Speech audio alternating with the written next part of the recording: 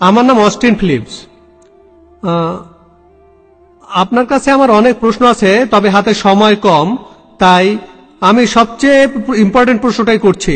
আমার সেই প্রশ্নটা হলো এরকম যে ইসলামে যীশুখ্রিস্ট সম্পর্কে বলা হয়েছে, ইসলাম মানে যে যীশুখ্রিস্ট নবী, এটা মানে না যে তিনি ক্রুসিফাইড হয়েছিলেন আর তার মৃত্যু থেকে জীবিত হয়েছিলেন, কিন্তু এটা মানে ঈশ্বর তাকে তুলে নিয়েছিলেন, যীশুকে ঈশ্বর তুলে নিয়েছেন। অনেকটা এরকমের, এটা বলে না যে মোহাম্মদকে ঈশ্বর তুলে নিয়েছেন। বোধহয় আমার কথা ঠিক। অনেকেই আমাকে বলেছে মোহাম্মদকে ঈশ্বর তুলে নেননি, কিন্তু যিশুকে তুলে নিয়েছেন। আমার এক মুসলিম বন্ধু আমাকে বলেছে যে ইসলাম মানে যিশু কুমারীর গর্ভে জন্মেছিল আর পবিত্র আত্মা তার জন্মের কথা বলেছিল, তিনি প্রকৃতভাবে জন্মাননি। এখন এতে প্রমাণ হয় যে যীশু খ্রিস্ট যদি ঈশ্বর নাও হন, অন্ততপক্ষে মোহাম্মদের চাইতে বড়। এখন এটা আপনারা কেন মানেন না?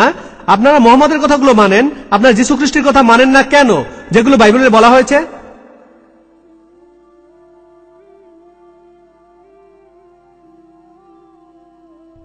ভাই খুবই সুন্দর একটা প্রশ্ন করেছেন।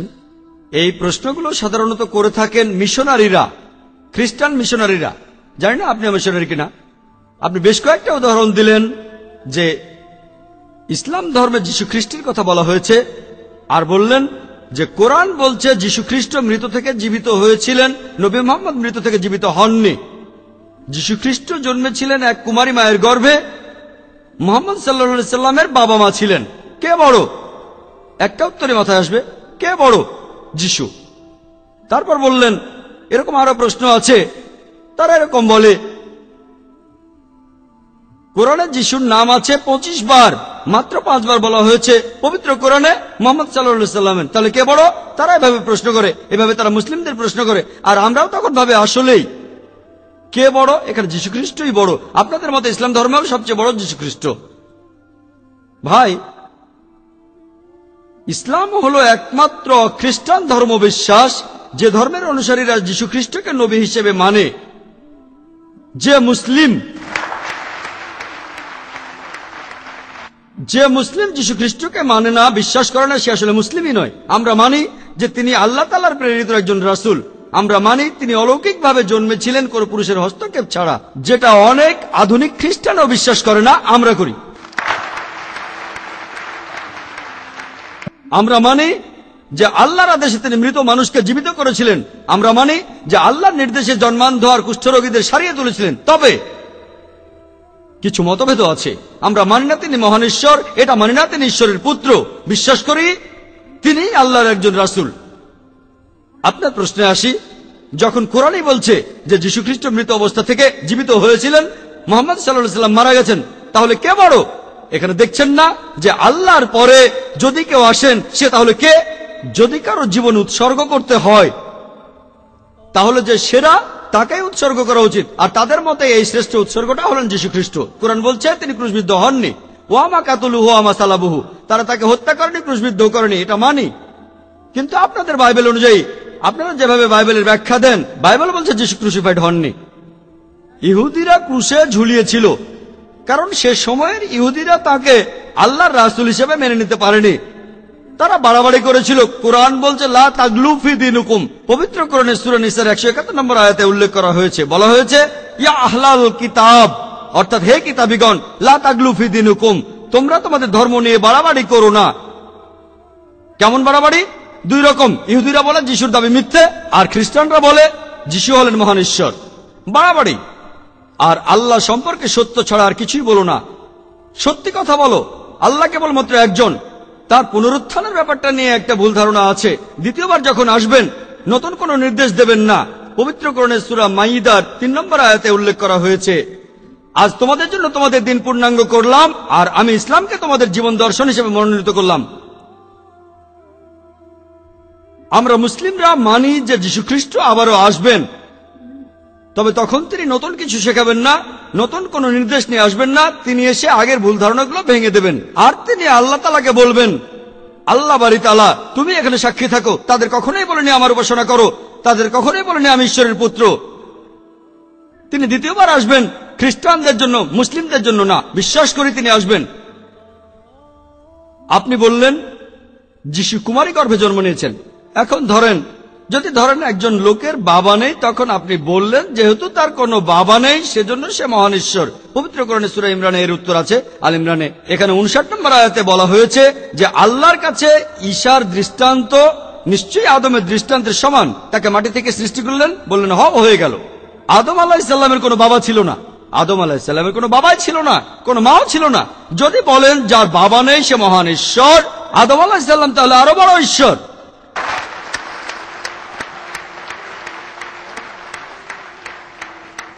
বাইবেল বলছে, কোরআন না, বাইবেল এই কথা বলছে।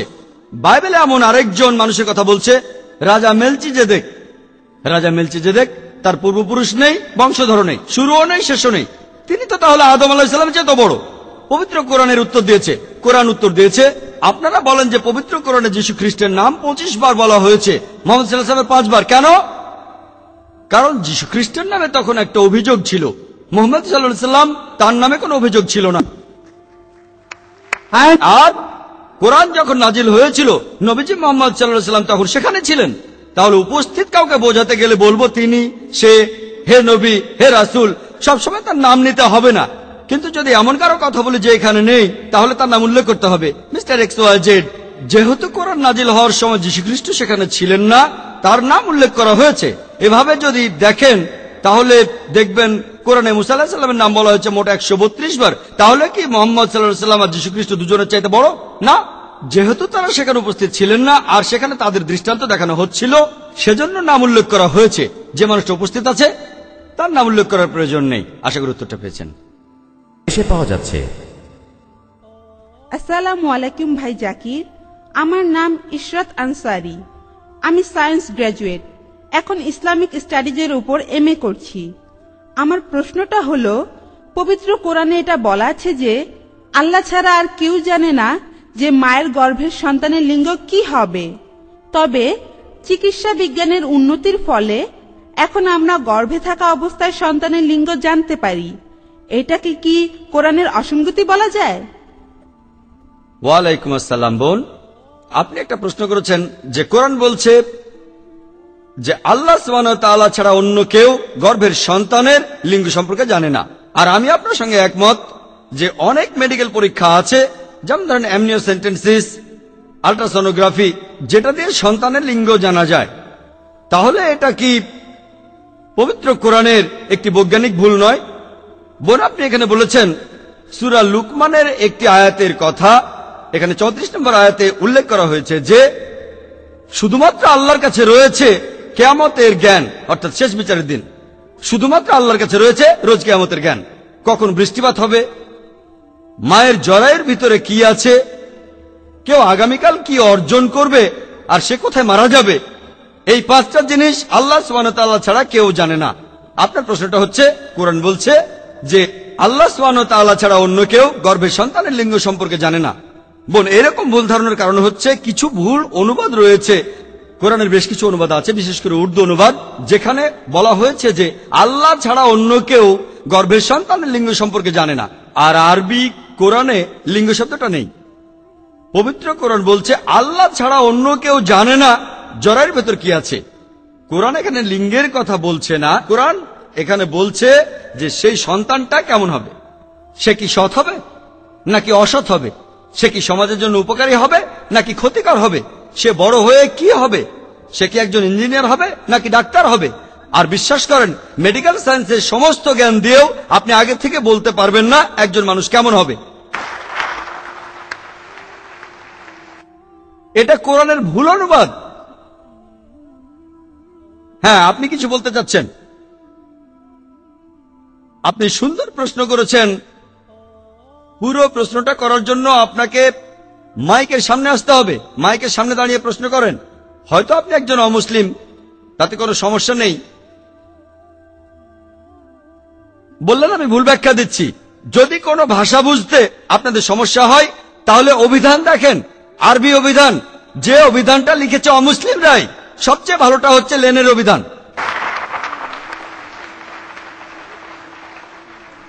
অমুসলিমদের লেখা আরবি অভিধান পড়েন, সেখানে দেখতে পাবেন আরবি কোরআনে লিঙ্গ শব্দটা উল্লেখ করা হয়নি।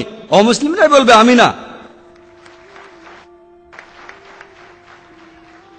এবারে অন্যান্য জিনিসগুলো কিয়ামতের দিন সম্পর্কে জানেন, অনেকেই অনুমান করার চেষ্টা করেছে। টাইমস অফ ইন্ডিয়া একবার আসলো 1992 সালের নভেম্বর মাসে, যে একটা কোরিয়ান চার্চ ঘোষণা করেছে 1992 সালের নভেম্বর মাসে পৃথিবী ধ্বংস হয়ে যাবে। সে চার্চের সব অনুসারীরা সেখানে আসলো, কিছুই হলো না। আমরা এখনো টিকে আছি। কিছু লোক টাকা কামিয়ে পালালো। কেউ বলতে পারবে না এই পৃথিবী কবে ধ্বংস হবে। বৃষ্টির ব্যাপারে বলি, কিছু মানুষ বলবে বিজ্ঞান উন্নত হয়েছে, আবহাওয়ার পূর্বাভাস শুনে বলতে পারি কখন বৃষ্টি হবে, কোথায় বৃষ্টি হবে। আপনারা জানেন এই পূর্বাভাসগুলো কতটা সঠিক, এরা কতখানি সঠিকভাবে বলতে পারে, বিশেষ করে ইন্ডিয়ায়। আচ্ছা, কেউ হয়তো বলবে আমেরিকার পূর্বাভাস সঠিক। আচ্ছা, তর্কের খাতিরে মেনে নিলাম, এই কথাটার সঙ্গে একমত হলাম।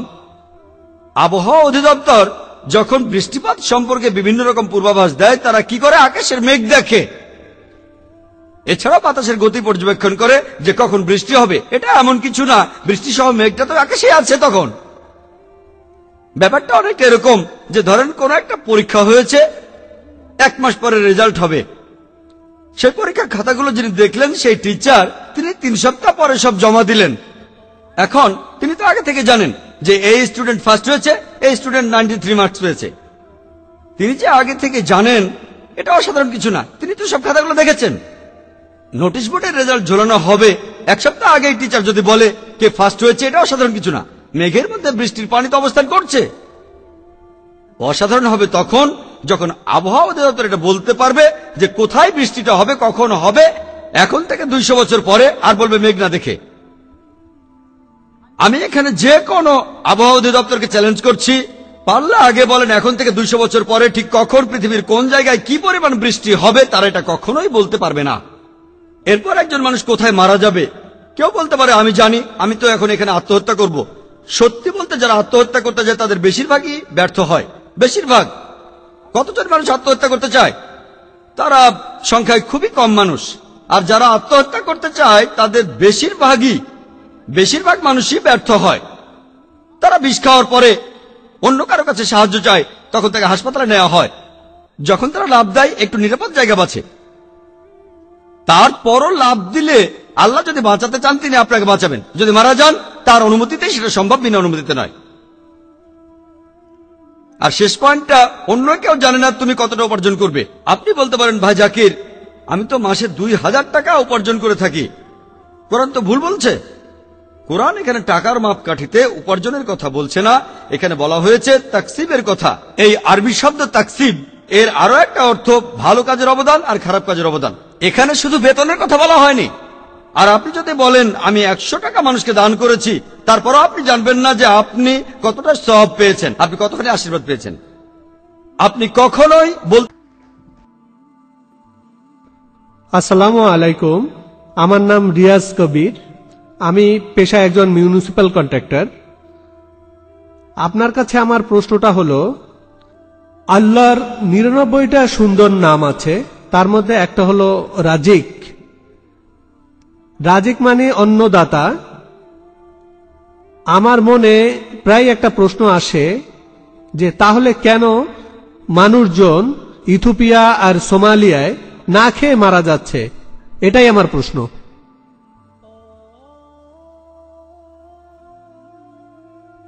ভাই আপনি প্রশ্ন করলেন যে আল্লাহর একটা নাম 99টা নামের মধ্যে যেগুলো পবিত্র কোরআনে আছে, আল্লাহ সুবহানাহু ওয়া তাআলা হচ্ছে রাজিক।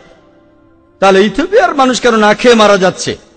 প্রথমে আপনাকে মনে করিয়ে দেই যে কোরআনে আল্লাহর নাম 99টা চাইতে বেশি আছে। যদিও আমি জানি লোকে বলে 99টাই হচ্ছে আল্লাহর নাম, আমিও বলে থাকি, তবে আল্লাহ তাআলার 99টারও বেশি নাম রয়েছে। তবে মানুষ সুবিধার জন্য 99টা নাম বেছে নেয়। কেউ হয়তো বিশেষ কিছু নাম বেছে নিল, অন্য কেউ হয়তো অন্য যে নাম সেগুলো বেছে নেবে যখন তারা বই লেখে। তবে কোরআনে আল্লাহ সুবহানাহু ওয়া তাআলার 99টারও বেশি নাম রয়েছে। আর এটাও মানছি যে সেই নামগুলোর একটা হচ্ছে রাজিক, অর্থ যিনি আমাদের খাবার দেন। এখন ভাই আপনি প্রশ্ন করলেন তাহলে ইথিওপিয়ায় মানুষ কেন না খেয়ে মারা যাবে, শিশুরা কেন অনাহারে মারা যাবে, কেন প্রাপ্তবয়স্ক লোকজন অনাহারে মারা যাবে? পবিত্র কোরআন বলছে যে আল্লাহ সুবহানাহু ওয়া তাআলা রক্ষাকারী, তিনি সবাইকে রক্ষা করেন। তবে একই সাথে কোরআন বলছে যে আমি মানুষকে পরীক্ষা করি সম্পদের অভাব দিয়ে, বিভিন্ন রকম বিপর্যয় দিয়ে, যেমন দুর্ভিক্ষ। তিনি আমাদের বন্যা দিয়ে পরীক্ষা করেন এটা দেখার জন্য যে সত্যিকারের বিশ্বাসী কে। আল্লাহ সবাইকে সবকিছু দিতে পারেন, কিন্তু তিনি পরীক্ষা করেন তোমাকে যদি একটু খাবারের কষ্ট দেই এরপরেও কি তুমি আমাকে বিশ্বাস করবে? তোমাকে যদি দারিদ্র্যের মধ্যে রাখি এরপরেও কি তুমি আমাকে বিশ্বাস করবে? আল্লাহ পরীক্ষা করেন। সূরা মুলকের 2 নম্বর আয়াতে উল্লেখ করা হয়েছে যে এই পৃথিবীর জীবনটা পরকালের জন্য একটা পরীক্ষা। এই পৃথিবীর জীবন পরকালের জন্য একটা পরীক্ষা। তাই এক একজনের জন্য এক এক রকম পরীক্ষা। সবার পরীক্ষা সেটা একরকম হবে না। আপনি আমি ভাগ্যবান, আমরা খাবার পাচ্ছি, তবে আল্লাহ আমাদের পরীক্ষা করছেন অন্য দিক থেকে। আল্লাহ আপনাকে সম্পদ দেবেন আর দেখবেন আপনি আল্লাহর পথে খরচ করছেন কিনা। সবাইকে একইভাবে না, কাউকে খাবার দিয়ে পরীক্ষা করছেন, কাউকে সম্পদ দিয়ে, কাউকে তাদের সন্তান দিয়ে, কাউকে স্বামী স্ত্রী দিয়ে, আলাদা আলাদা ভাবে পরীক্ষা দিতে বসে বলতে পারবেন না যে এখানে সবাইকে একই রকম প্রশ্ন দিতে হবে। তবে এখানে পরীক্ষাটা যাই হোক বিচারটা সঠিক হতে হবে। কোরআন বলছে মালিক ইয়াউমিদ্দিন, তিনি হলেন কর্মফল দিবসের মালিক। তিনি আপনাকে যে পরীক্ষাটা দেবেন সেটা দিয়েই তিনি বিচার করবেন। ধরেন দৌড়ের একটা প্রতিযোগিতা, সেখানে একজন লোক খোড়া, তার পা নেই।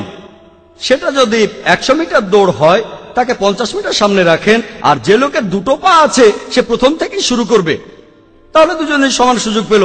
তাহলে আল্লাহ তাআলা আপনাকে যে পরীক্ষাটা দেবেন সেই অনুযায়ী তিনি আপনার বিচার করবেন। আশা করি উত্তরটা পেয়েছেন।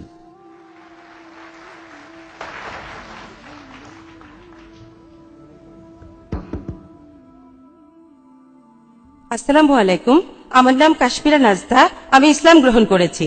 এছাড়াও আমি ফাইন্যান্সের স্টুডেন্ট। আমার প্রশ্নটা হলো, আপনি আপনার লেকচারে বললেন যে কোরআনে কোনো অসঙ্গতি নেই, ঠিক আছে, কিন্তু পবিত্র কোরআনে একটা আয়াত আছে, আমি রেফারেন্সটা ঠিক জানি না, তবে আল্লাহ পবিত্র কোরআনে বলেছেন যে তিনি কিছু মানুষের হৃদয় মোহর করে দিয়েছেন। কিন্তু আমরা সবাই জানি যে মানুষের চিন্তা করে ব্রেন, আর কোরআন বলেছে মন। এটা একটু পরিষ্কার করবেন?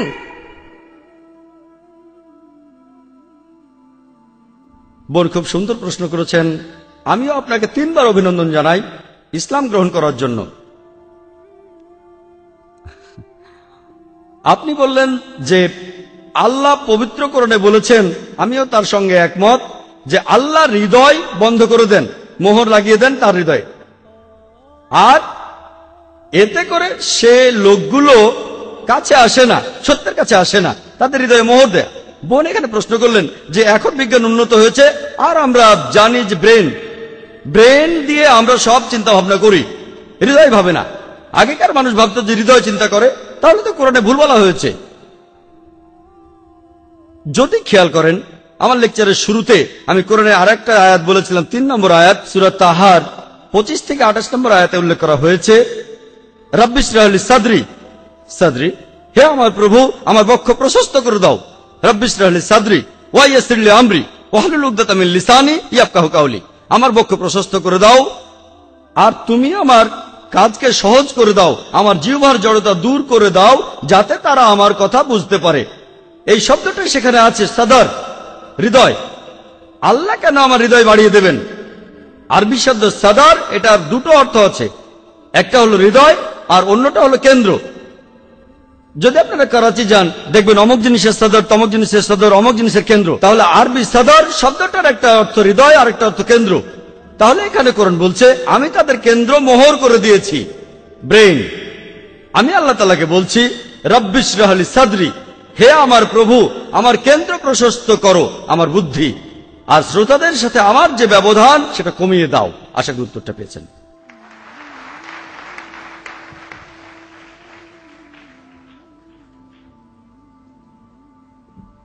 আসসালামু আলাইকুম, আমার নাম খালেদ। ডক্টর জাকির, এটা কি অসঙ্গত নয় যে কোরআন ইবলিসকে এক জায়গায় বলছে ফেরেশতা, আরেক জায়গায় বলছে জিন?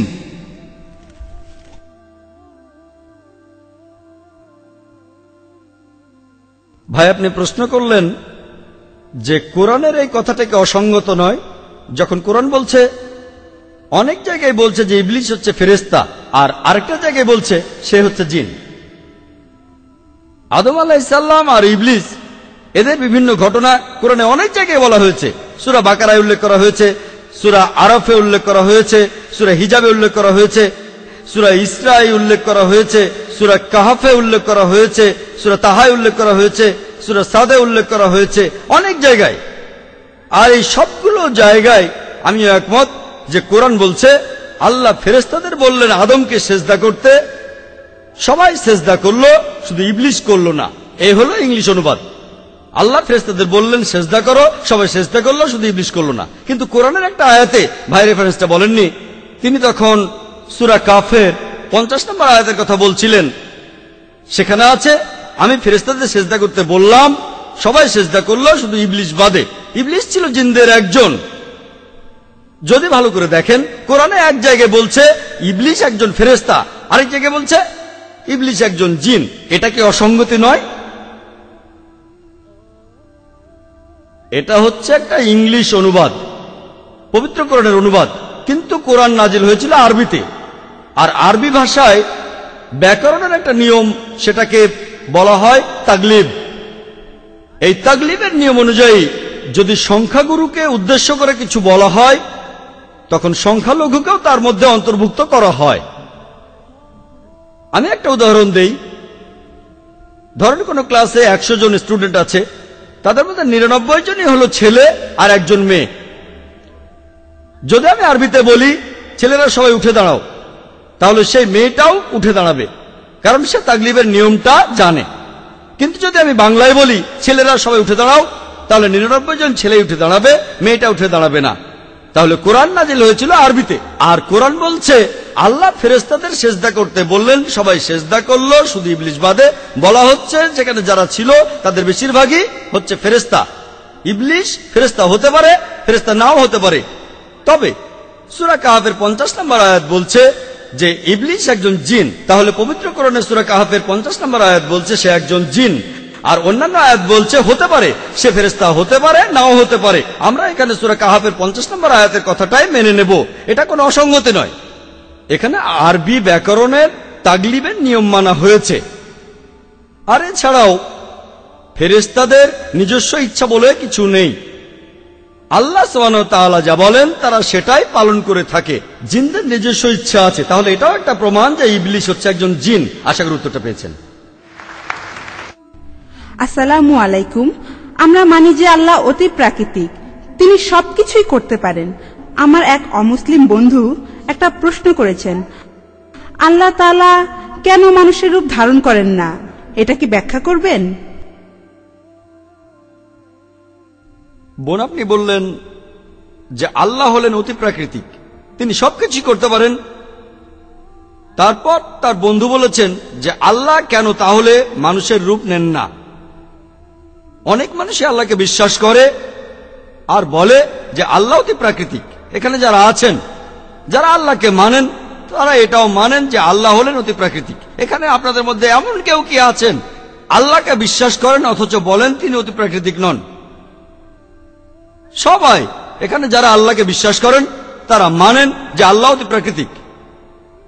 অতি প্রাকৃতিক মানে একটা প্রকৃতি আছে আর আল্লাহ সেটার বাইরে।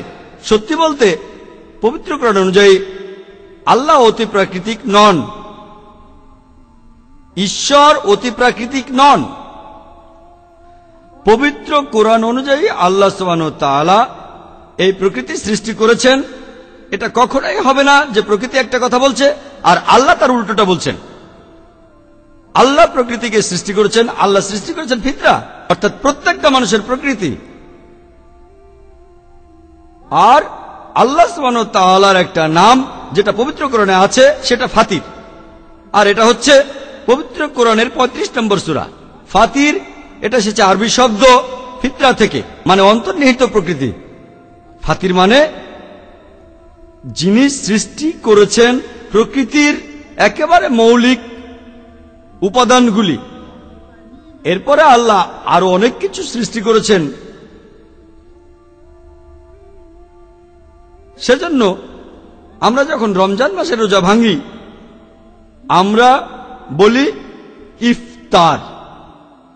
ইফতার মানে ভাঙা। একইভাবে ফাতির শব্দটার অর্থ সৃষ্টিকর্তা অথবা যিনি কিছু তৈরি করেছেন। পবিত্র কোরআন আমাদের বলছে তোমরা কি আল্লাহ সুবহানাহু ওয়া তাআলার নিদর্শনগুলো দেখো না আর সেগুলো বিবেচনা করো না? চাঁদ আর সূর্যকে দেখো, তারা প্রকৃতির নিয়ম মেনে চলছে, তারা কখনো দিক পরিবর্তন করবে না, তারা সবাই প্রাকৃতিক। একইভাবে আল্লাহ সুবহানাহু ওয়া তাআলা তিনিও প্রাকৃতিক।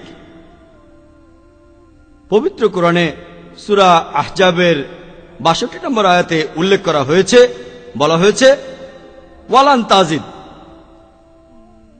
ওয়ালান তাজিদ অর্থাৎ রীতিনীতি, ওয়ালান তাজিদ লিসুন্নাতিল্লাহ তাবদিলা, অর্থাৎ তোমরা কখনোই আল্লাহ তাআলার রীতিতে পরিবর্তন পাবে না। এটা সূরা আহজাবের ৬২ নম্বর আয়াতে উল্লেখ করা হয়েছে। এই একই ধরনের কথা আছে পবিত্র কোরআনে যে আল্লাহ তাআলা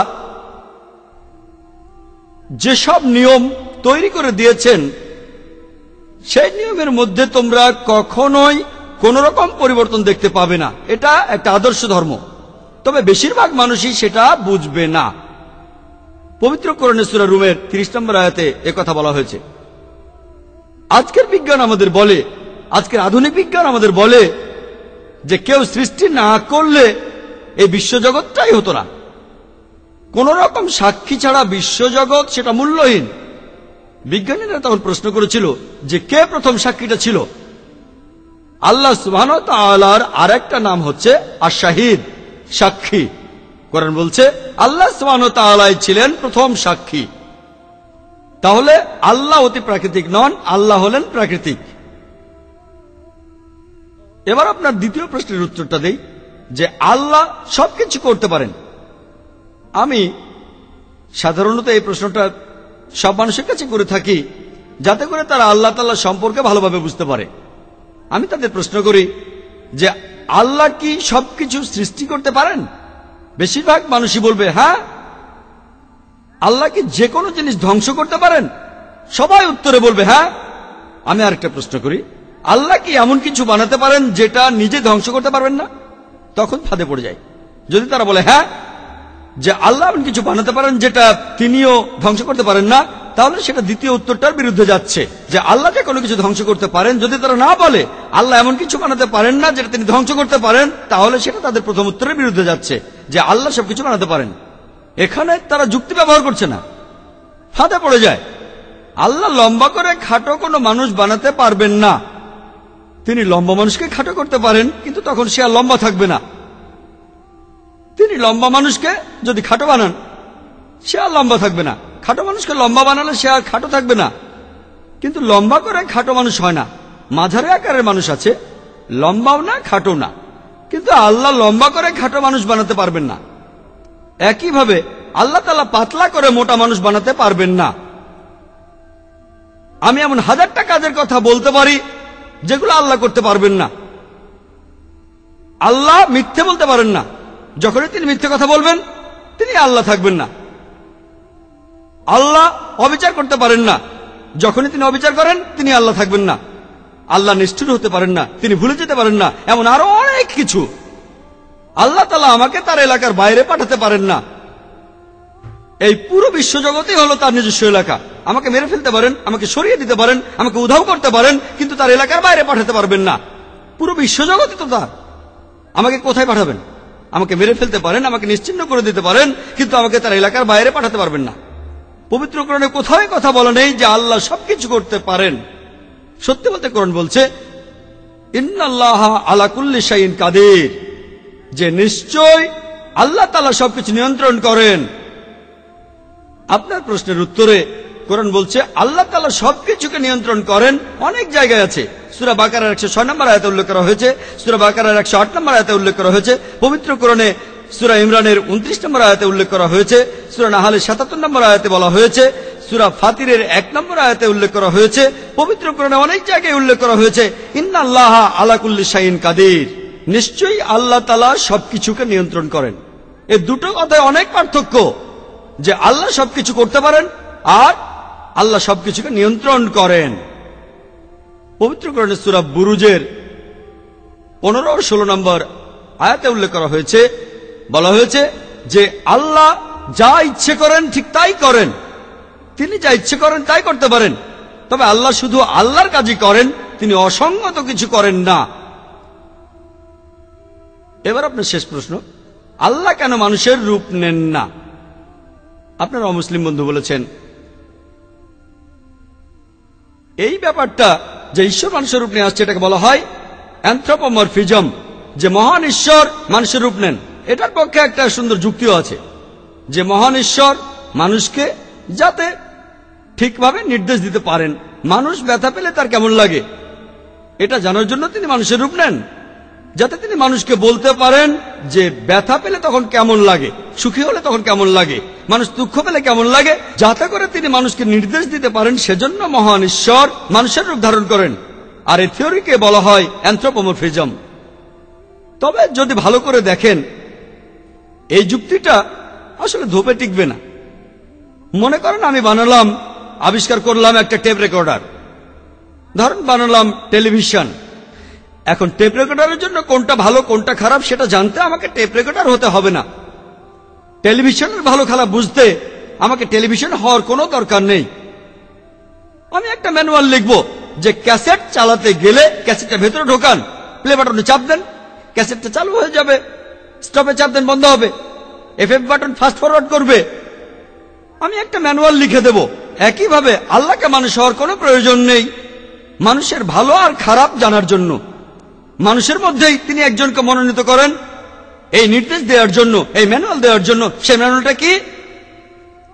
এই কোরআন।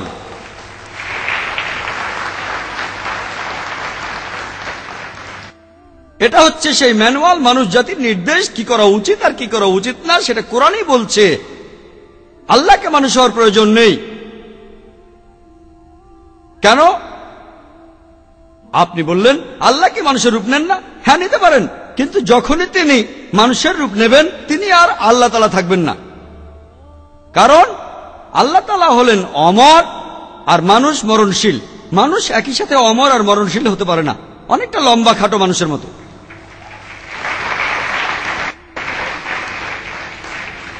মানুষের বেশ কিছু বৈশিষ্ট্য আছে, মানুষের চাহিদা আছে, যেমন তার খাবার লাগে, তাকে খেতে হয়। পবিত্র কোরআনে সূরা আনামের 14 নম্বর আয়াতে উল্লেখ করা হয়েছে, বলো আমি কি আল্লাহ ব্যতীত অন্য কাউকে অভিভাবক রূপে গ্রহণ করব? যিনি আসমান ও জমিনের স্রষ্টা তিনি সবাইকে খাওয়ান, কিন্তু কখনো নিজের খাওয়ার প্রয়োজন হয় না।